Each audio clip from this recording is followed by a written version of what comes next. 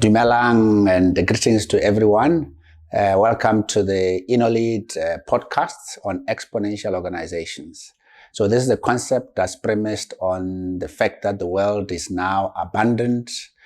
We are technology enthusiasts who believe that with technology, the world is going to be a better place, or it has started being a better place. Before we start, just some introductions. I'm here with Monti Kgengwenyane from GreyX Group, who is based in the UK, and he will also share some of his business successes as an entrepreneur. And also for myself, I am the group managing director of InnoLead Consulting. We have 3 companies in our group, which is InnoLead itself. We also have a farming operation called Manenzo, which farms in the Molopo and Sandveld areas, doing cattle breeding and also small stock. We also have a technology company called Digital High, which focuses on the telco and on the hardware side of technology. So that is me on that side. And now just allow Monty to just introduce himself. Hi, thank you for having me. I'm Monty, the CEO of GreyX Group. GreyX Group is it's the holding company, it's the parent company, and underneath we have 3 subsidiaries.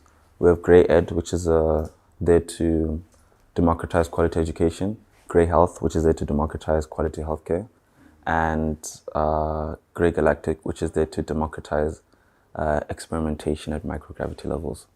We have an office in the UK and in the US. I'm still a student, entering my final year of uni. I'm doing economics at University of Kent in Canterbury. And thanks for having me. No, great. And I think we have Monty here as well because he, as you can tell, he's doing amazing things. Just at 23 years old, he's already got a global organization that's also premised on technologies, right, Monty? Yeah. So let's get going in terms of exponential organization. And the first thing that we need to delve into it is, what is this exponential organization thing? And some of you who have followed us in terms of some of the dealings of InnoLead, 2 weeks ago, we had invited one of the leading thinkers in this concept of exponential organization, Mr. Salim Ismail, who visited Botswana and had some talks and visited some of the major companies here in Botswana to learn about Botswana and also to help to see how Botswana and some of the major companies can leverage this concept for growth. He's an author. He's a former vice president of Yahoo Innovation. So he was just the right person to do that. He's also written some books that we will highly recommend, a book called Exponential Organization. And just last month in June, he and Peter Diamandis launched Exponential Organization 2.0, which we'll highly recommend. Some of the concepts that we're talking about are premised on his teachings. Now, exponential organization really, it's premised on that the world is moving from linearity to exponential.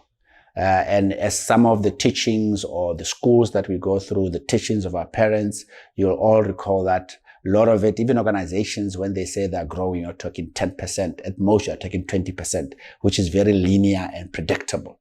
But today, with these technologies, which me and Monty will talk more about, we're seeing an explosion of now these startups that are totally doing things differently, where they are expanding and becoming billion-dollar businesses overnight. So that is what we call exponential organizations. So Monty, I don't know if you want to add to just that principle of what an exponential organization is, and also from your experience in terms of running a GreyX Group. Sure. Well, an exponential organization is an organization that, relative to its peers, it has lower input, and the output is either 10x or more. So they're using less resources in terms of input, and their output is 10x relative to their peers. It's 10x more. So these are new things. It's never happened before. You're seeing when I'm in the UK, and you'll be talking to a guy and they'll have an idea, and then 18 months later, it's $1 billion valuation company. In this span of 18 months, it doesn't happen. It doesn't happen. But this is because they're leveraging the concept of the EXO model, and they're leveraging these exponential technologies. But interestingly enough, this is not a new concept. It's just a few people who understand it. In terms of Moore's law has been there since, I think, the 60s, since Intel. And Moore's law just states that the computational power doubles the price performance of a chip doubles every 18 months. So it's not linear; it's just doubling all the time. And it's been there. It's not something new. It's just that guys like Elon Musk and them, they understand it, so they take advantage of that. So it's pretty interesting what's happening. I structured my organizations based off my first successful company based off, because my first 6 failed. And I structured the first one based off that model, and that was 2020, and now in 2023. So it works. It works. And, you see in companies like GitHub, Airbnb, Uber, all these things where they're leveraging this model and they're growing big with no assets, no workforce, very fast. And it's pretty interesting what's happening. Yeah, amazing. We'll talk more about those disruptive technologies that has come about. But just to answer the question why Botswana, why Africa should be looking at these technologies. And from my take, Monti, is that, Africa has struggled in terms of development agenda. I know we've got all these visions. Botswana has got 2036, and Africa has got Vision Agenda 2063 in terms of development path and leveraging digitization. But Africa has always been behind the developed world. Even some developing world like Southeast Asia, they've managed to catapult and leapfrog development. Now, with the coming of all these explosion of AI, robotics, 3D printing, we see an opportunity for Africa to be able to leverage these and be able to leapfrog and enter the 4IR space without having to take too long. So that is why that is a big motivator for us. That is where really our purpose is to say, as Botswana, can we leverage these technologies, go faster? It was just said recently, I read an article where, South Korea is putting billions and billions of dollars into AI to make sure that it readies itself for its next generation of development for that country. The issue is, as Botswana, as Africa, what are we actually doing to ensure that we invest in this in terms of our entrepreneurs and making sure that we have the technologies? It just reminds me a few years ago when Botswana was considering building a 4IR center. And the debate just went on and on and on. Even today, we don't have a 4IR center. And the progressive and countries that really jump in development, like UAE, they, a few years ago, developed a 4IR center in UAE. And I think we don't have to say more because of the model that UAE has developed. This is where it is, because they jump and they invest in the right things. I think context is important there in terms of the EXO model. So in terms of when you want to disrupt something, it usually comes from outside the domain, outside the company. It hardly ever comes from within. And that's because of what they call the immune system. So the immune system eats it up, saying, no, we don't do that. No, we've never done that before. That's not our flagship product. No, there's just many reasons why it cannot happen. So in terms of Africa and, Botswana's context, we have a very, very strong immune system.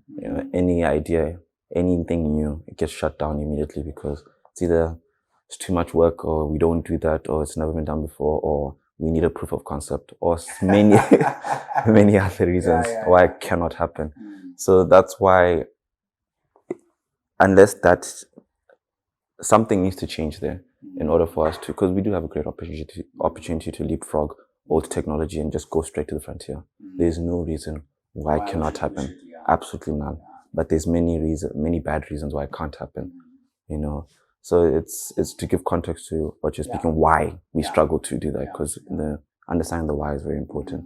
So it's that immune system. And it's very important, because what we are talking about is that we got to move from this linear thinking to more abundant thinking. Obviously, we have to appreciate and understand what the dynamics of these technologies, which is the next thing that we'll discuss in terms of what actually entails these disruptive technologies. So, but you said a very good point there in terms of the change. It also reminds me that just yesterday, the president of Botswana, Ramasisi, was launching the Mindset Change campaign, which says we should embrace boldness as captured in the Vision 2036. We should embrace, these disruptions and leverage them to change in the way we do things. So it's just interesting as to whether the campaign will actually work, or as you said, the immune system will kick in, which is what, Salim talks about, saying that every time you introduce a big change, either in a large organization or in a government, and it's obviously notorious even in public service, where quickly the immune system will kick in. So that's very interesting as to whether this drive by the president, by the Botswana government, will actually lead to more boldness, more learning about these technologies and doing things that can really take Botswana to the next level. Yeah, at least the intention is good. Yeah. Because we do need to change. We've been stagnant. When you're stagnant, you don't grow. You're just moving back. Yeah. So it's. And I think, when we had Salim here last week or a fortnight ago, it was,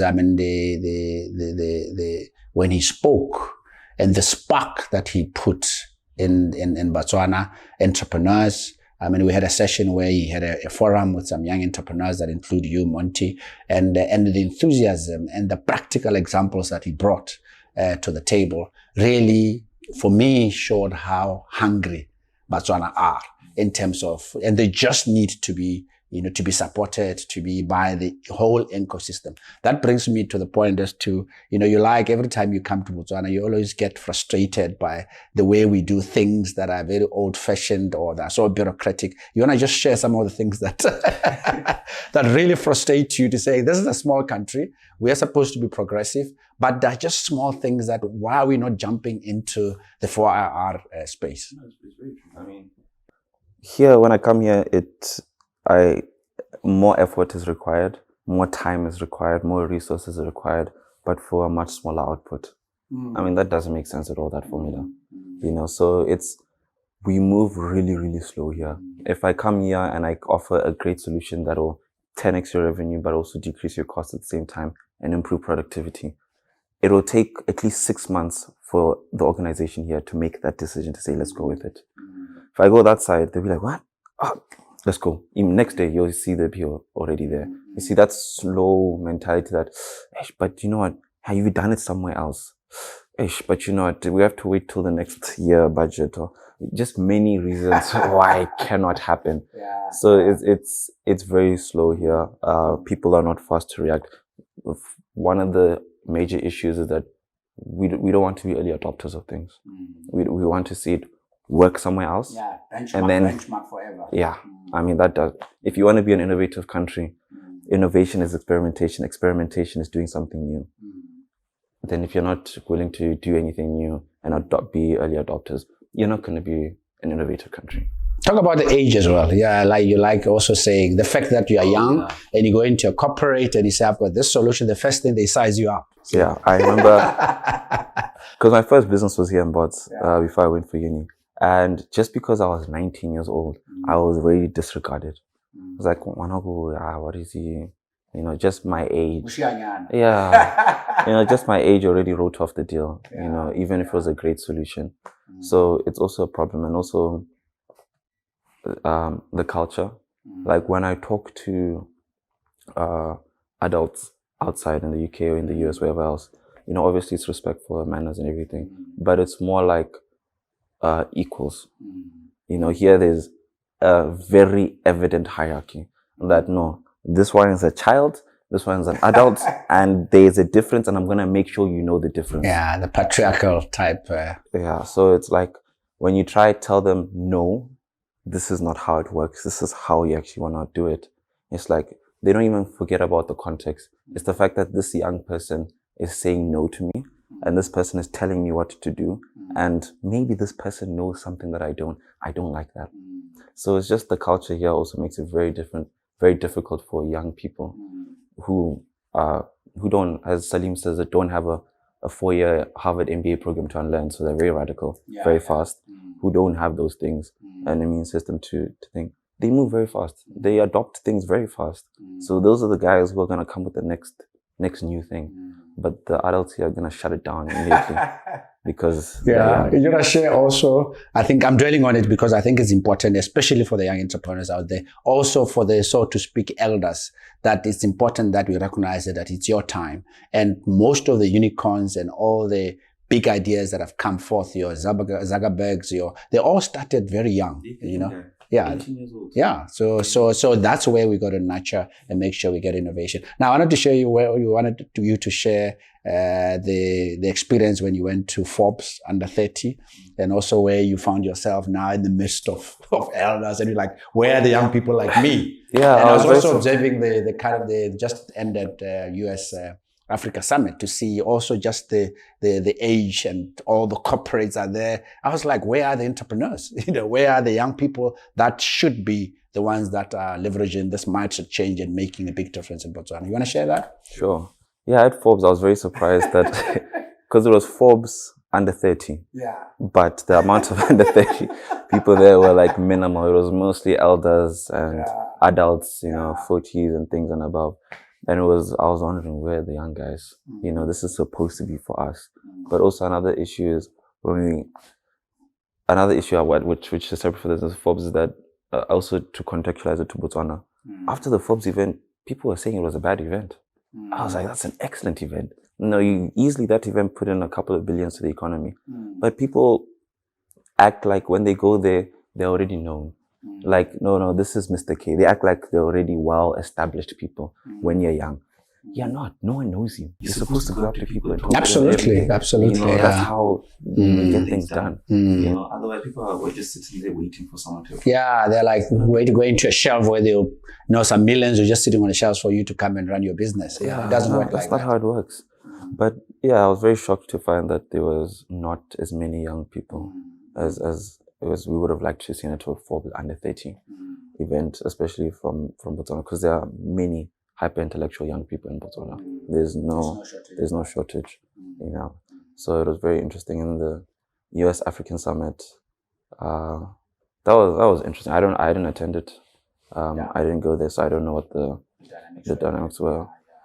But it would have been nice to have, at least top 5 of the young entrepreneurs in Bots. Just choose 5 of them and just take 5 of them there, So it would have been nice, especially since, when I talk to the young entrepreneurs here, they're doing exciting things. There's many of them doing exciting things. But because of the immune system, they easily want to go out there. And then we have a brain drain, So it's being young and a young entrepreneur in this country it's frustrating. So fast. So Monti, I want to move us before we get into disruptive, as we wrap up just the concept of exponential. Maybe it's important that we give a very world-class example of how first the immune system, secondly how you can get disrupted if your corporate, which actually saw an organization go bankrupt because an idea was generated within the business. In this case, I'm talking about Steven Sisson within Kodak in the 70s, where he brought the idea of a digital camera within Kodak. Do you want to elucidate a bit on that? Yeah. So Kodak was mainly a film printing company. And then he came along and said, here's the digital camera. This is the next era. And then now the digital camera was making more money than their flagship product that they said. Then they said, no, we have to shut that down. That's not what we do. We're in the chemicals business. This is this is our core business. And a couple of years, they go bankrupt because the immune system kicked in saying, we don't do that. It's something new. That's not our flagship product. We're in the chemicals business, not the digital camera space. And it saw it go bankrupt, and another good example of Before you go further on that example, I think it's a very, very commonly used example by Peter Diamandis and Salim about they call it the Kodak moment, in terms of really a huge example where a multi-billion dollar organization went bankrupt in 2012. And when he went bankrupt, he still had the first patent for a digital camera, which is quite interesting. And as you said, the immune system kicked in. They didn't believe in the young guys coming up with ideas. But in the end, we have Instagram coming in and Instagram getting bought for $1 billion. And now it's, as they say, everything is history in terms of Instagram having taken over. Now being a digital product, leveraging abundance and moving away from that linear thinking that we talk about. You wanted to bring another example? Of the EXO organization, yeah. My favorites, which I try structure my company on, is GitHub. Okay. GitHub was bought by Microsoft for about $5.6 billion. Now GitHub has no IP, they have no assets, and they have no workforce. But it was bought for billions of dollars. how do you justify the sale? The Microsoft account executives were like, how do we justify this? There's nothing to put on the balance sheet. Nothing at all. But it was bought for billions. That is the perfect example of a startup fulfilling all 11 attributes of an EXO model, and leveraging assets, leveraging community and crowd, all those things, and engagement, all those things, and having no assets, no workforce thing. I think that's amazing. Another one is Salim likes talking about Airbnb, one of the largest hotel chains, no buildings. Uber completely accelerated past the taxi fleets, completely dematerialized the taxis because now they have no vehicles, but one of the largest logistics company and things. So those are very good examples of. So Monti, we have discussed the exponential organization concept, some examples, the codec moment, and so forth. Now let's help the viewer with what these disruptive technologies are. What do they entail? What makes them spin this exponential curve, and what makes them spin this disruptive space where, entrepreneurs, young people, countries can now leverage and make sure they ride? Because it's either we ride the exponential curve, or obviously we get beaten up and we don't, and the country or the companies die. Yeah. So I think context is also important again. Yeah. So in the 15th century, we had the Gutenberg moment where he came along and completely revolutionized the printing press. Yeah, development of the printer, Johannes Gutenberg. Yeah. So we're having, as Salim would say, we're having so many of those moments all at once.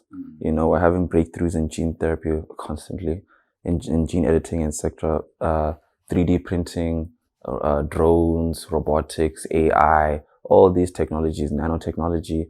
We're having a breakthrough so many times.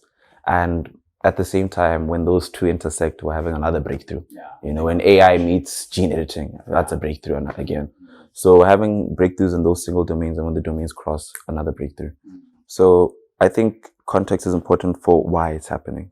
So this is where one of the founders of Intel, Moore, I think it's Gordon Moore. Yeah. He came and said that the price performance of a chip doubles every 18 months, about 18 months. So, and that's because the number of transistors you can put on an integrated circuit keeps increasing. And not only that, but the price of putting it there also keeps, I think is decreased, like, I forgot how much fold, but like a huge fold since 1960 to now. Anyone can do it. You can just do it yourself as an individual. You don't have to be a huge Intel company in the 1960s to do it. So that's really what's powering this. So I'll give this example of you and I, we're going to take 30 steps forward. I'll take one step after the other. And if I do that, I would have moved about 30 meters forward. Every step you take, you double the distance from the previous step. So you take one step, that's one. You take your second step, you would have run 2 meters, and you just keep doubling the distance. Exactly. So you would have moved 30 steps forward.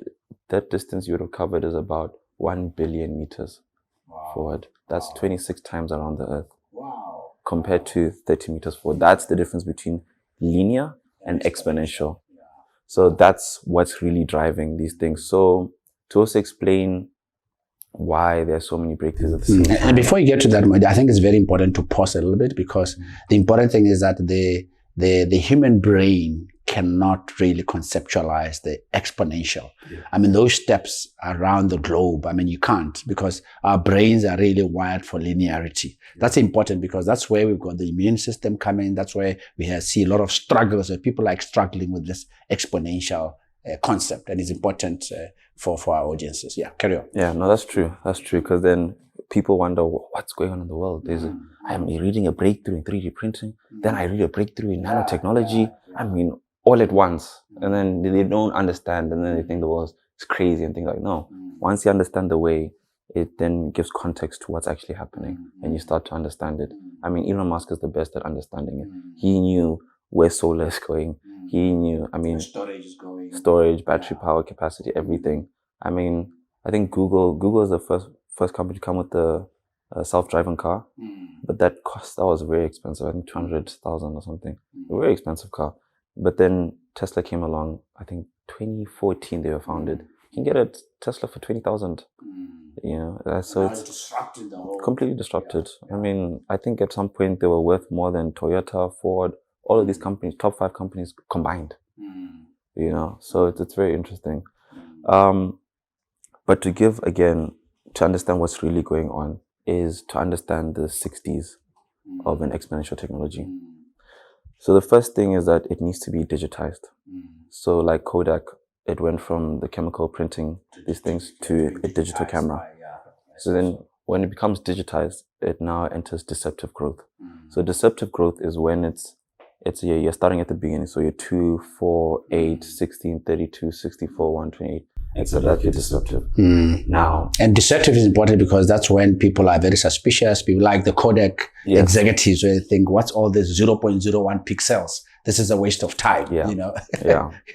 So I think another example of deceptive is the bamboo tree. I think when you plant it, it takes a couple of years for it to sprout. And then once it sprouts, it takes a couple of months for it to reach 25 meters. No. Just takes off. Yeah, so that's deceptive. A couple of years underground. And then once it sprouts, it becomes disruptive. And then it just grows exponentially. So that's now the next D is disruptive growth. It's when the price performance, the cost has gone down, it's digitized, it's deceptive. Now you're entering the 2,000, 4,000, 8,000, 16,000, 32,000, etc. so on. So now you're in the big numbers of the doubling curve. Taxi drivers are all out crying because of the Uber. Yeah. And Ubers of this world. Exactly. You know? So then after that, what happens is it now becomes demonetized. So demonetized is when the cost factor of producing it goes down exponentially. And then when that happens now, the next D is dematerialization. So now you're removing the physical aspect from the product. So, and because of that, the next thing is democratization. It becomes democratized. Access. Now, since it's online, it's digitized, it's been demonetized, it's been dematerialized, and it's online, anyone with internet connection has access to it. Absolutely. No more servers. No. You got AWS subscription fee, a lot cheaper, off the balance sheet. It's really a fantastic time to be alive if you're an entrepreneur or a problem solver. This is the best time to be an entrepreneur. It's really quite amazing. Yeah. I like to give another example in terms of the disruptive technologies. Some of you who may recall when the first DNA sequencing was done in the 1990s. It cost $2.6 billion that project. And then, and through the years, and it was deceptive and technology went on, it grew exponentially. Today, you can get your DNA sequencing for about $500. It's just amazing. And these are the things, Monty, when I talk about Africa, the developing world, Botswana, where we can now access. I mean, it's so cheap now and the price is going down. How are our structures in Botswana prepared to now say we can have a health system where we can do DNA sequencing for everybody and be able to improve our health system? Because the price is, no, you don't see that discussion, you don't see that debate. Another of my favorite example is solar, where we seem to be going at snail pace against the technology that price performance is going down exponentially, where the uptake of solar, 40% every year, that is uptake of solar. Since the 70s, the price of solar has come down 250 times. Now, when you're not, and we in Botswana, in Southern Africa, we've got the best illuminations in the world in terms of sun, but we seem to just talk, and not see where this is going, where now the price of developing a solar plant is becoming cheaper than establishing a coal plant. And that's been proven even in the Middle East. So, and it's going to get better and better. And the prediction is that before 2030, there will be the end of the fossil fuels. Even your Shells, your Totals are all bracing themselves to say, now the renewable energies are taking over. The issue is, where is the debate? Where is our preparation so we can really leverage this exponential growth in these very important technologies for the lives of our people? Imagine if we have free power. That's what's coming. No, we have free power. We have very cheap power. What does it do to industrialization? It's amazing. Yeah. It's amazing. Let's talk about solar. Solar, I don't know if it's 12 months where it doubles. Yeah, I think it's 12 months. Yeah. So according to right now, like when you look at the graph right now, within the next decade, we would have met 100% of the world's energy needs just using solar. Now, because solar is a doubling curve, it means that the next 2 years, it would have been 200. The following 2 years, 400. So it would have been overcapacity. I mean, oversupplying, surplus. Now you have abundance of energy.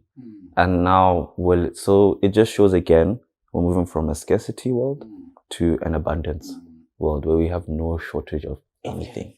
The possibilities are endless, literally. And we're talking about energy. I mean, you're talking energy, you're talking that abundance of water, now technology going to water, being able to extract water from the atmosphere. So while using solar, renewable energies as well. So it really goes across all these technologies where abundance. Yeah. So it's pretty cool what's happening. And in terms of the disruptive technologies, let's talk about Botswana's context. In order for us we're already behind in terms of solar. We've been talking about solar for how long in Botswana? And we have our project, you're talking 6 megawatts, 50 megawatts, 100 megawatts, when, where we're talking about an abundant technology that we can really leverage. Yeah, so when we're talking about solar in Botswana, since it's a doubling curve, it means when 1 year passes, we're not 1 year behind. When 2 years passes, we're not 2 years behind. When 3 years, we're like, it doubles. We're two years behind. When another year passes, we're 4 years behind. So we're really getting behind when we keep debating, talking, saying we'll use this, we'll do that and everything when we don't do anything.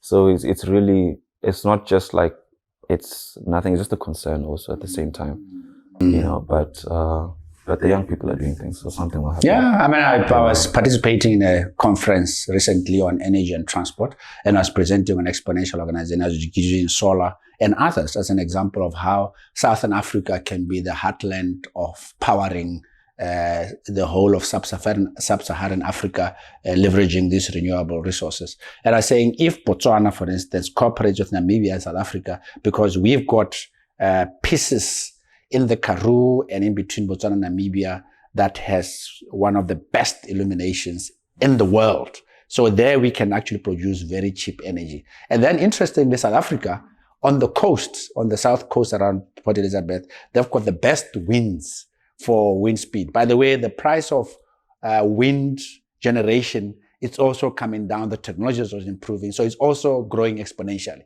So you got solar, you got wind, and South Africa on the coast, they've got what they call level 7 winds, which are the best winds for renewable energy. So you got wind, you got Botswana, Namibia, South Africa with the sun. And then interestingly in DRC, you got the Inga, best hydro potential in terms of the Inga Dam. So imagine that from a hydro point of view. Then you got solar, then you got a wind speed, then you got a very efficient grid system, and then you can supply the whole. But yeah, these are dreams that we can. And I know that we love POCs here. So a proof of concept that it actually works is Chile is producing so much solar because they have one of the best solar infrastructures that they're supplying their neighbors for free. Because they're just producing so much. So if that can happen, because I know we love POCs, then it can happen here. I know we don't like being first to things, but yeah.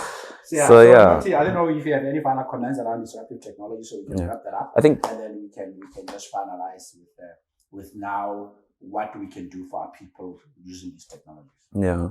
I like this example because, because many people like talking about these disruptive technologies and everything, but people also like to talk about the debates around them, and it's important that we do cover them.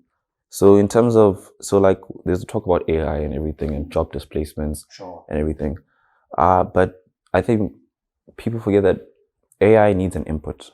You need to input something, and then that's when it becomes really powerful, So it's not AI who's going to replace your job. It's someone who knows how to use AI who's going to replace your job. It's a company that is leveraging AI who's going to knock you out. That's what's going to happen. And in terms of, so that's the job displacement debate. And the ethical debate is also there. Because I know that in China, you can actually go in and gene edit an embryo. So you can basically custom order your baby. Whatever criteria you want, you can just input it in. Obviously the technology behind it is very fascinating, and obviously it also high ethical debates there. But so these debates are there, and they're going to continue. But I think that the implications of them are quite powerful, because a friend of mine was telling me that they have type 1 diabetes. Okay. And I was like, that's okay. Type 1 is genetic. So we can just go in, gene edit it and just delete it out, and you'll be okay. That's where things are going. Or just gene edit your whatever disorder. Yeah. Yeah. So you can just go in, and those are the implications of these technologies in health and etc. So they are positive drivers to creating an abundant world. So it's a very good timing for us to go into now what these disruptive technologies can do to our people in terms of some of the solutions, whether in health and education. And because in the end, it is the bread and butter. How do we get someone assisted in terms of health, some really poor performing school in Hansi that needs to up its game? Now, what are those technologies from the disruptive perspective that we can embed from a Botswana, Africa perspective? And I know that you are doing some of the work in those space from a GreyX group perspective. Yeah. So our moonshot. So moonshot is when you take a huge insurmountable problem and you find a solution for it using radical technology. So what we've decided to do is our moonshot is to have quality education for everyone. So someone born in Mushupa who can't afford private school fees, that's okay. You can still access the same level quality of education. That's the goal. So how we're doing that is we're choosing to leverage AI and have a platform-based business, because I believe platform-based businesses always win. And that's GreyEd. So GreyEd is one of the subsidiaries of GreyX Group.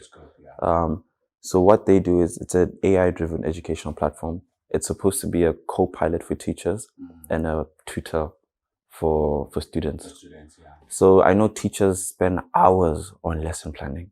Now you can just go in and just say, hi, I have a class of 30 students. I have them for an hour. I want to deliver a lesson on Newton's laws of motion. Could you design me a lesson plan? And you'll just do it in seconds. And for students, they can just go in and say the same thing. I missed my class on Faraday's electromagnetism. Could you give me a quick lesson and a few questions? And then you interact with it just like you're talking to a tutor. So those are the technologies that enable us to leapfrog traditional ways and go straight to the frontier. And this is through leveraging AI. And this is just one of many exponential technologies out there that we can actually use, in healthcare. Just to, while you're talking about education, because I just want to make sure that the listeners are also, the viewers, are appreciative of the Grey education tool that you've developed, and that is that you've been going around through partnership with our company Digital High to position it in the Botswana market. And it's really quite amazing in terms of how you can improve the quality of education for students. And we know in Botswana that you want to come in. Yeah. One key thing is that its responses are based off the syllabus. It's not just generic or some general curricula. If it's your BGCSE, it'll be based off, you don't have to give a context. You don't have to say I'm a student in Botswana studying BGCSE. No, it already knows that. So that's one of the most valuable things of it, that is contextualized to Botswana already. And you can speak to it in Setswana, it will respond in Setswana. Yeah. So I think that's one of the most, it's contextualized for it's Botswana's own AI system. So for us, in terms of leveraging and using this technology, as you said, we're very excited, and we feel that technology really is the main thing that's going to take Botswana to the next level after diamonds. And this is where people like Monti and other young people are developing these technologies that can really, Botswana in terms of education performance, it's really sad. And to have a senior school or have people celebrating a senior school that achieves 37% pass rate. That's 50%, over 50% failure in a school. And for us, that's really unacceptable in terms of the talent that we need for this country. So when you're using AI like GreyEd that Monti has developed, you can make sure that contextualized with the right syllabi and available on their laptop, on their phone, where they can now... It's democratized. Yeah, it's actually democratized. Yeah. It's been digitized. It's been dematerialized. No textbooks. No worries about textbooks. It's been demonetized. It's been demonetized. So all the 6 Ds now are kicking in. So we've got to leverage these technologies to really leapfrog Botswana. And if we do that, we have a good chance of getting 2036 to be a high-income country. I personally believe that we can actually shorten that if we start now leveraging these technologies, because remember, it's a doubling curve. So I really believe that if we actually start using them now and actually structure how we do it properly in terms of execution, we can do 2036 way. I mean, we might even overachieve it. Yeah. You know, it's very possible. There's no reason why it can't happen. Yeah, absolutely. Got it. Just the last example, health, as we wrap up our discussion. Sure. And I know we've got a lot to discuss, but just watch the space as we discuss more on exponential organizations in our next podcasts. Get on health. So on health, now in the world, there are about, on average, 7,000 healthcare papers published on the most respected journals. Now, how does your doctor keep up with that? It's almost impossible, you know. So you're going to need something to organize all that information and make the complex simple and readily available for either your doctor or an individual, etc. So what I did is I went to go create Grey Health, which is supposed to democratize quality healthcare, so that now you can just go and consult the AI on your. It's supposed to be a health advisor. You go consult the AI on your health needs. So if your baby's not feeling well, my baby's not feeling well, they're sneezing and it's brown mucus and I'm worried. You just ask it and it'll take you through a proper advisory thing. Yeah, because you're talking to a human, like, you know, with AI is just basically uploaded the human cognitive abilities and just made it much more powerful. So that's what you're talking to. And this is supposed to drive down the cost of healthcare and allow doctors to focus more on pressing. The immune system of the health professionals, Monti, as you know, they're probably thinking, no, you can't have people diagnosing themselves. That's really ethical in terms of medical. How do you respond to that? I respond to that is that there's going to be another doctor who's going to utilize these technologies and completely knock you out. You know, that's how it goes. If you don't, I mean, that's where I was thinking the other day that in healthcare, they're 3D printing organs. So we're about to have an abundance of organs. No, you can just go, same thing, you go on Amazon and order something, go online, order a new heart, go online, order a new kidney. So there are also implications there, but you can't stop these things. So either you join or you get left behind. So now we're going to have abundance of organs, no more wait lists, no more, what does that do for the crime? No more organ trafficking because you can just order it. You know, so it's these technologies can't be stopped. That's my take. You know, so yeah. Welcome to the world of abundance. No, awesome. So this is fascinating. We have a lot more to cover. We haven't gone through the attributes of exponential organization, which I promise our viewers what that's next, where we will unpack exponential, because you're probably asking, at my organization on Monday, what do I do now in terms of what attributes do I need to embed in my organization to start the journey, whether as a startup or as a large organization that has been doing things in a linear way for the past decade or more. So that's the thing. So otherwise, thank you very much, Monti. I think it's been awesome, and all the best with GreyX. I know you're about to go back to the UK and do your things there, and thanks for also assisting here. Now we've partnered with Digital High so that we embrace the GreyX technologies for Botswana and Africa from a Digital High point of view. So we are very excited about that, for infusing those disruptive technologies within our business here in Botswana. Thank you very much. No, thank you very much for having me. People are wondering, why are you so positive? I'm like, the next 10 years for Botswana? Yeah. Oh, it's very exciting times. It's exciting times. I mean, we are talking health, there's entertainment, there's agriculture. All industries. We're looking at our farm to see how we can leverage these technologies, from drones to sensors to precision farming. So every industry has been hit. Yeah. So thank you very much. Thank you very much, buddy. Thanks for having me. And we'll end. Great stuff. Cheers.